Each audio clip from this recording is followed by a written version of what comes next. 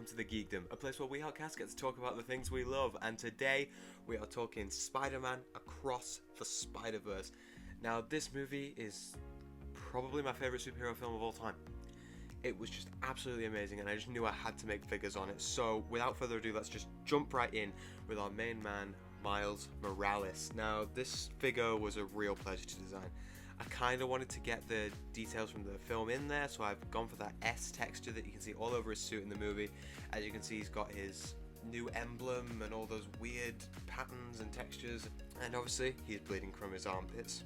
I changed the lenses. He's got printing all over the front and sides of his legs. His torso has a bunch of detail printing, and the arms just continue those prints as well. Basic figure wise, it's very simple. It's just a head, torso and legs, so it doesn't need any special hair or armor or anything. But the detail that went into this figure is probably the most effort I've put into any of the figures in this list, and I'm super proud of how this guy turned out. I mean, come on, I had to put the most effort in for Miles, right? He also comes with a spare head, which is basically I just reused Finn's head from the sequel trilogy of Star Wars, because I thought the expression was great, and I was focusing on the main figures themselves, and I gave a few of them optional heads and stuff, but it wasn't my main focus, so I just did reuse for most of those. He also uses the hairpiece that Finn uses in The Rise of Skywalker, because I think it kind of encapsulates Miles' hair quite well. Next up, I just want to jump to my favourite character of this film, and that would be Hobie Brown, Spider-Punk. Now, when I read Spider-Punk in the Spider-Verse comics and stuff, I must say I was not a fan. I just didn't really care for the character, but watching him in that film, he is just absolutely hilarious.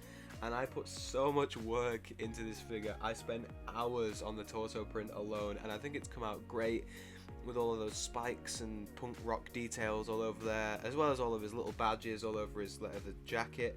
As you can see there, he's got that sort of torn up blue shirt from his torso, and it also continues onto the arms, kind of crossing over his armbands and stuff.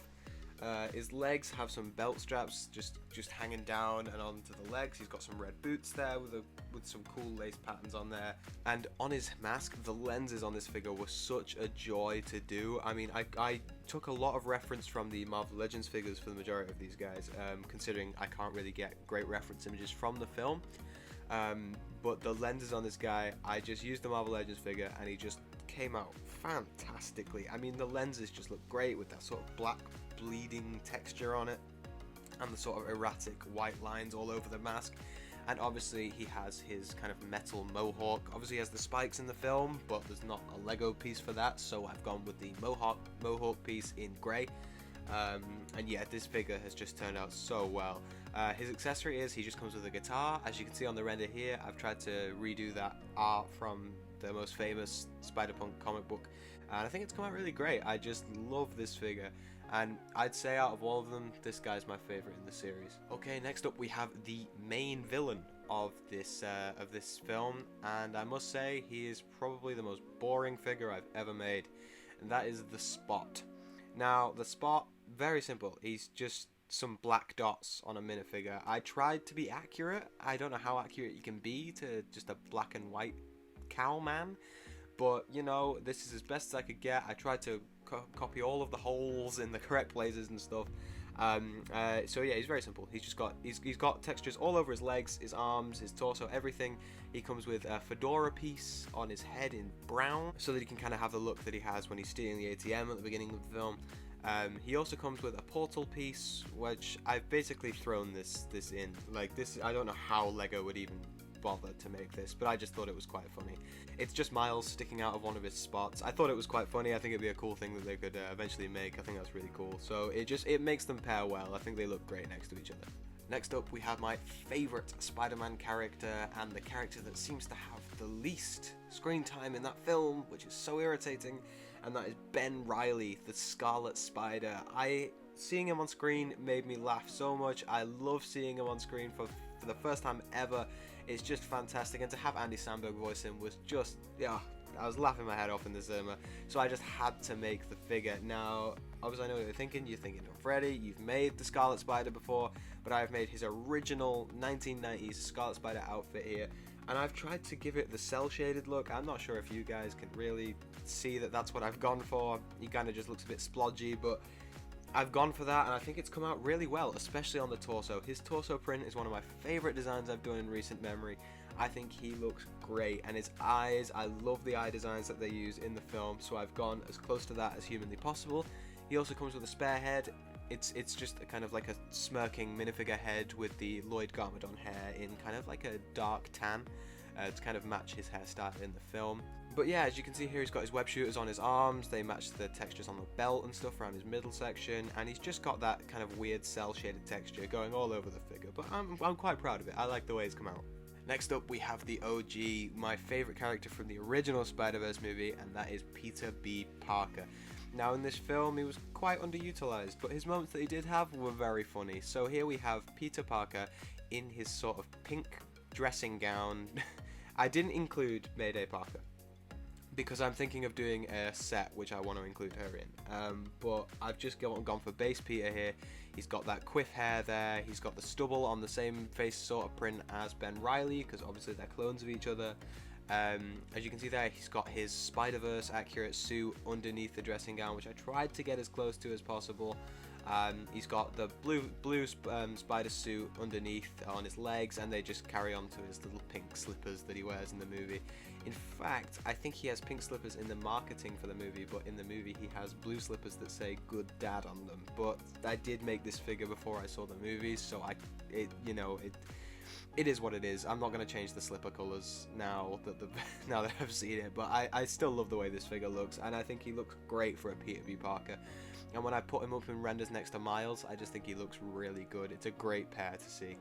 Next up, we have the cutest Spider-Man there is, and that would be Pravita Parker, aka Spider-Man India, aka my second favourite character of this movie. I love Spider-Man India in this film. I just think he's absolutely brilliant. I love the costume design. I'm so glad they changed it from what he looked like in the comics. And everything about it is just perfect to me. I love the big white spider on his chest. I love all of the weird like robe things that are wrapped around his waist and hanging down. I just love it. I love this figure so much. I love the way this minifigure's turned out. I used a hair which I've never used before, and I think it's come out really well. I think it's very accurate to what we see in the film. This character comes with two heads. He has his Pravita Parker head, which has got the blue bandana underneath it, as we see in some of his sort of flashback moments and stuff.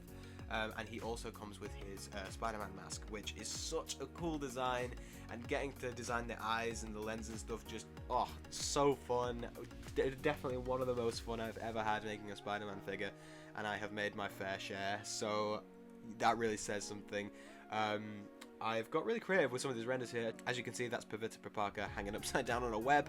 Yeah, he's just such a great figure. I'm so hoping that Marvel Legends make one of him so they can put him on my Spider-Verse display, because yeah, he's a real highlight of this movie, and making this figure was just such a blast. Okay, next up we have Miguel OHara, the leader of the Spider Society in Spider-Man Across the Spider-Verse, and probably my least favorite character. I know that's probably an unpopular opinion, but he didn't have the same vibes for me that he did in the comics, and I thought he was a bit harsh on Miles, but you know, his costume's awesome, so that's what we're going to roll with here.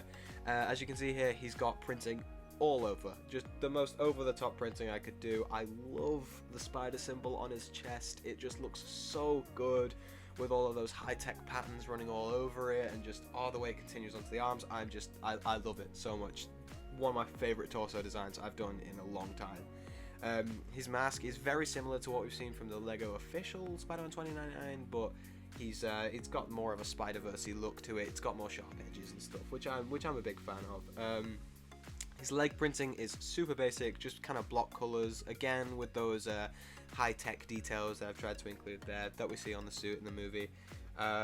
He has a cape on the back, which he doesn't wear for a great deal of the movie, but he does have it in the beginning, and for me, Miguel OHara is not Miguel OHara without a cape.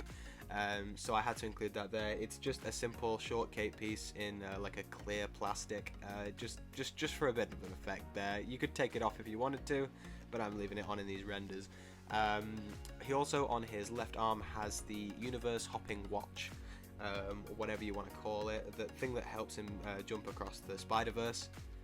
It's called the Arachno-Humanoid Polymultiverse. Yeah, this figure comes with a web line as well, but in like a clear orange, because obviously in the film he has his more high-tech webs, which looked really great, and I just really wanted to include it in here because I just think it looks fantastic. And by the way, the render you're seeing on the screen right now of him swinging is my favorite render that I've ever done. I just think it looks amazing. I've started rendering it in Blender now, so everything looks a lot crisper, and this one just turned out fabulous. I love this 2099 figure. This is one of the figures in my portfolio that I'd want to own the most. I just think he looks great. I love Spider-Man 2099. Maybe not the, Across the Spiderverse version, but I love the character Miguel OHara, so I love this figure, and I love the suit and what they did for it in the movie.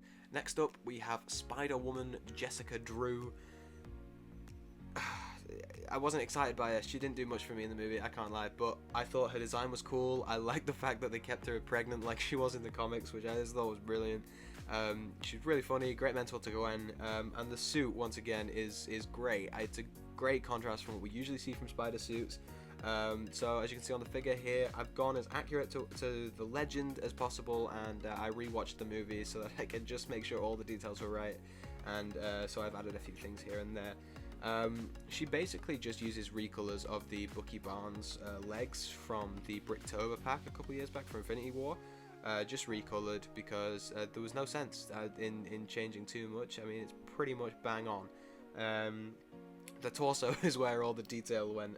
There's a lot of zippers on there, and buckles and textures for all the different lines and piping you can see all over the figure, which all continue onto the arms to the best of my ability.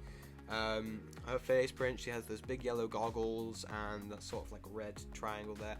I tried to give her a bandana, but it was all too smushed onto the figure because of the afro hairpiece. You couldn't see it all, so it just looked cleaner without having the headband piece there. Yeah, she uses hands in dark red, and obviously she's got dual molded legs, because for me, a figure without dual molded legs is just a complete waste of time.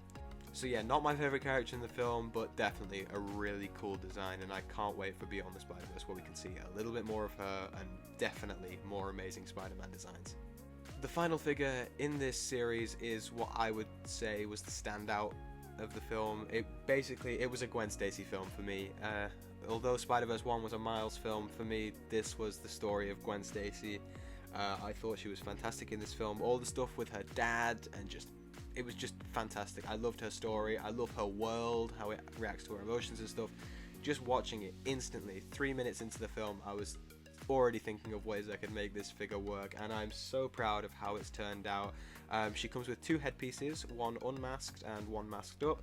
As you can see there, she's wearing the chucks on her feet, the in that turquoise colour, which just really pops on the screen. Once again, dual molded because they have to be.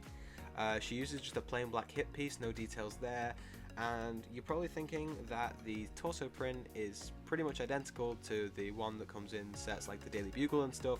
It's not. It has been edited. It's a lot more angular, and basically if you compared the two, you'd see some differences.